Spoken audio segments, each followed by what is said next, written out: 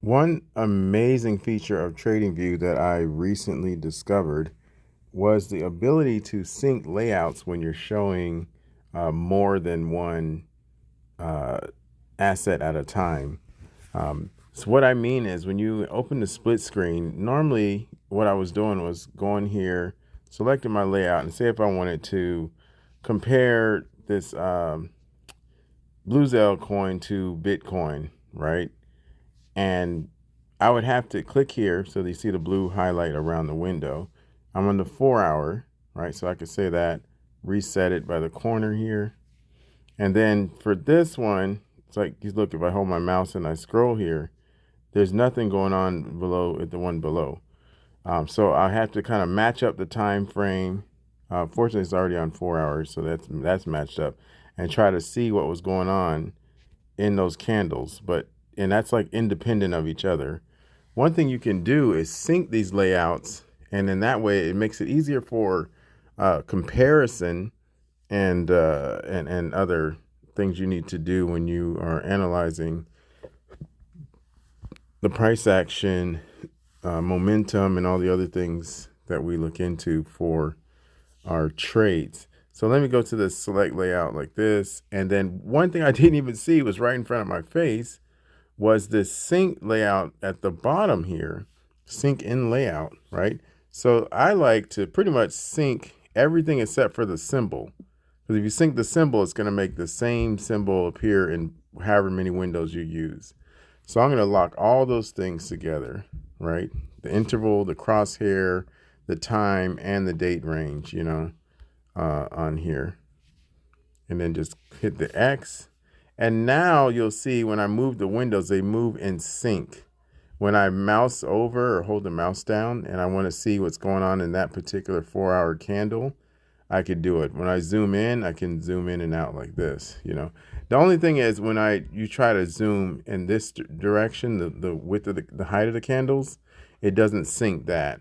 So I click and reset that to make it back in sync with that. So this is a really handy feature.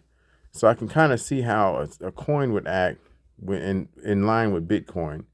You know, when Bitcoin goes down, the coin goes down. But I could see that this happened pretty much in the next candle, at least in that particular case. You can see a green candle, but it probably happened a little bit after. Some coins are right in sync with Bitcoin. Other ones or other assets they lag a little bit.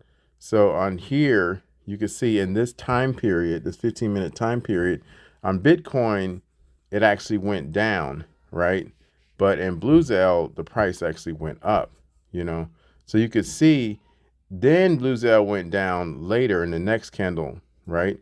So you could tell it tracked a little bit behind Bitcoin, enough so much so that if you saw Bitcoin going down, you kind of knew in those next few minutes. And I don't know if this happened near the end of the 15-minute window or what, but still, you would have a little bit of indication of what's going to happen with that coin. So this is really good. Say for instance, if I want to compare it to USDT, right? On one of the things we kind of use to see the direction of Bitcoin. And if I go in here and I see, okay, USDT is pretty much trending downward. It's at a support. It might be about to test that resistance as it broke below that support. And it might be coming down to the next level here.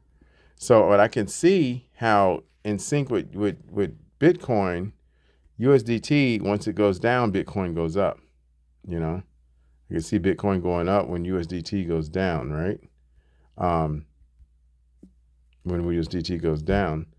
And other things. So I could kind of see it in advance what Bitcoin's going to do, right, based on USDT to an extent. And that's not only Bitcoin. That's like a lot of other coins as well. So if I click here and pull up another coin, you're going to see a similar structure for coins that follow Bitcoin. And that just brings to mind another idea I just had. If I change this to Bitcoin, right? And this is mind you, this is Bitcoin future. So it's not exactly like BTC USD or BTC USDT. But anyways, I could potentially scroll through here on other coins and try to see what's not following Bitcoin as much. You know, this RLC isn't really following Bitcoin as much as some of the other coins are. If it is, it looks like, let me see here. Yeah, because it went down this whole time while Bitcoin was going up. So it kind of went counter trend to it a little bit in here. You know, I could see that it's going counter trend. And here it went down in the same time period that it went up on Bitcoin. So does that always happen? I doubt it. You can kind of see it tracking Bitcoin, but not necessarily, you know. So this coin, you could say it doesn't, it follows Bitcoin, but not all the time. And that's pretty much all coin. That's not everything follows Bitcoin all the time. I don't know at the top of my head the ones that don't as much, but if you were just trying to get an idea of what's going on with the particular asset, this looks interesting. This Bitcoin Cash, it had movement that was a little bit different than Bitcoin moved at a certain point. No telling what the event was with that. But the good thing is that you can use this to compare and contrast and see, you know, I could see here that the 20 moving average of Bitcoin crossed well ahead of the 20 moving average with CRV, right? So that might give me a heads up to say, hey, you know, Bitcoin's moving up at a faster pace than CRV is, but maybe CRV will have that same action later on. You know what I mean?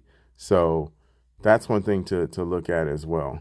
So yeah, just I like this feature of syncing. I've been wanting to do this for a long time, and now that I've found it, I'm very, very happy to have experienced this. You know, I don't think drawing tools or anything like that are synced because it depends on like where you're drawing them. So it's going to be drawing whatever window you're drawing it on. But yet and still being able to see those coins together, and then on top of that, to be able to do even more layouts if I want to see 4 and 5 coins or different time frames at the same time, that would be good too. I would have to obviously switch off the time frame right here to not sync the time. But that's just a whole nother thing. This video was mostly about just having things in sync when I'm scrolling through here so that I could see what's going on when I go through that, you know, when I do that. Okay, thanks. Bye-bye.